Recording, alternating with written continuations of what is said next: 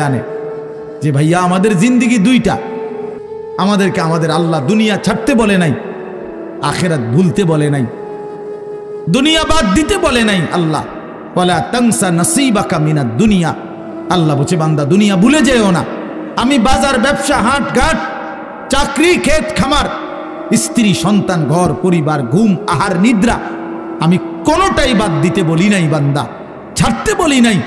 আমি আল্লাহ তোমাদের জিন্দেগি বানাইছি দুইটা, একটা হলো দুনিয়া আর একটা হলো আখিরাত।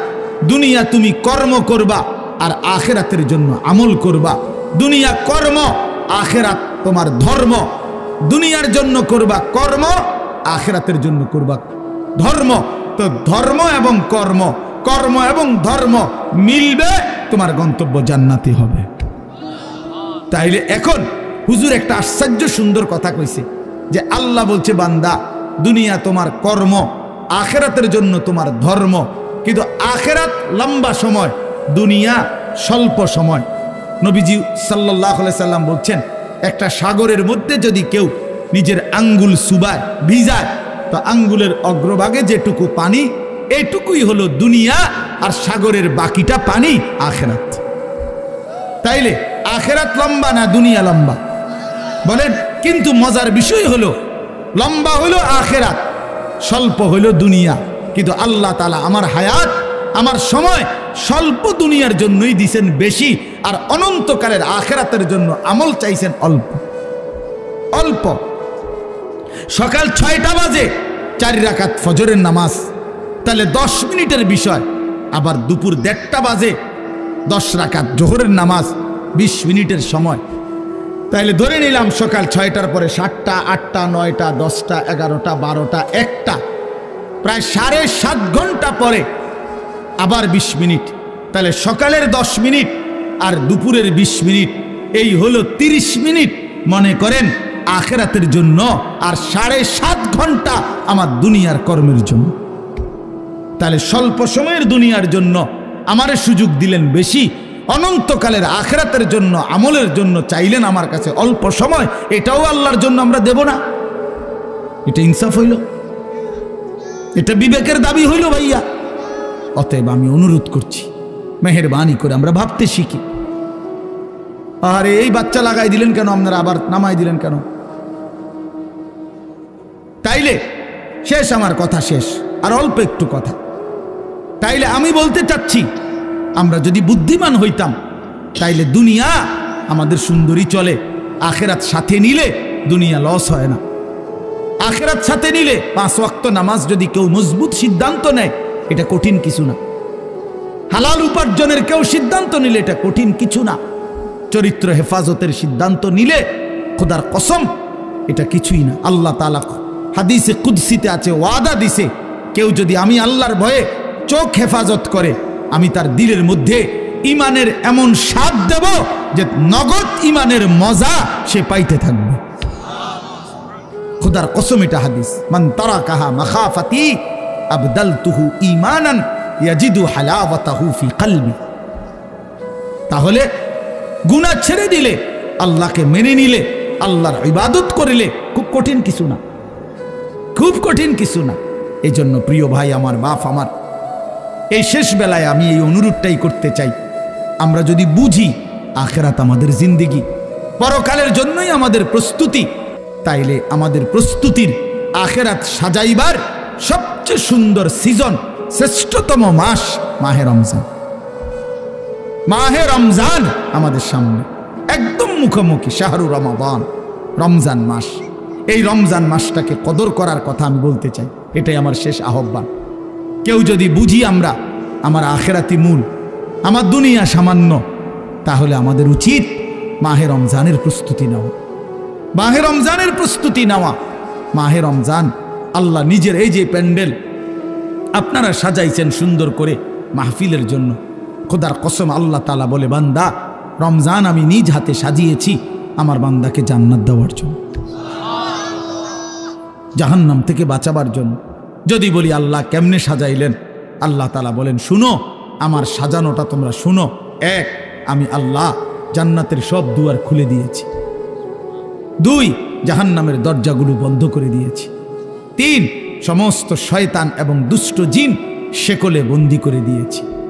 এবার আসো রমজানের ভিতরে আমি আল্লাহ তাআলা রমজানের প্রথম দশক রহমত দ্বারা সাজিয়েছি, মাঝের দশক মাগফিরাত দ্বারা সাজিয়েছি, শেষ দশক নাজাত দ্বারা সাজিয়েছি। এবার আসো ইবাদত, সারা বছরের ইবাদতের সাথে আমি আরো নতুন নতুন কতগুলো ইবাদত রমজানে যোগ করেছি। কি? 1 মাসের পূর্ণ রোজা, 1 মাসের পূর্ণ 20 রাকাত তারাবি, 1 মাসের জন্য ইফতার, 1 মাসের জন্য সাহারি। এই 4টা ইবাদত, ইফতারও ইবাদত, সাহারিও ইবাদত। সাহারি বুঝুন তো না, রাত্রির খাবার। এরপরে রোজাটাও ইবাদত, এরপরে 20 রাকাত তারাবিও ইবাদত।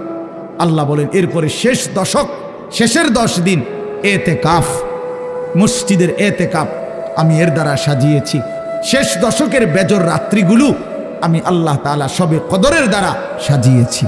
সুবহানাল্লাহ।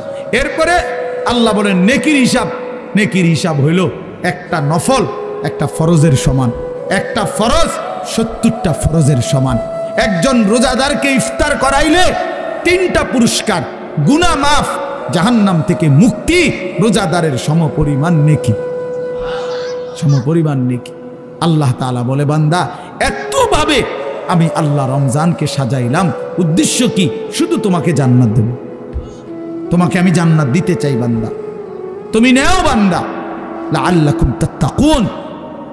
আল্লাহ বলছে 1 মাসে মুত্তাকি বানিয়ে দেব, 1 মাসে তুমি আমার গুনাহ ছেড়ে দাও, আমার একটা রমজান তুমি কদর করো বান্দা, আমি তোমারে মুত্তাকি বানিয়ে জান্নাতি বানিয়ে দেব।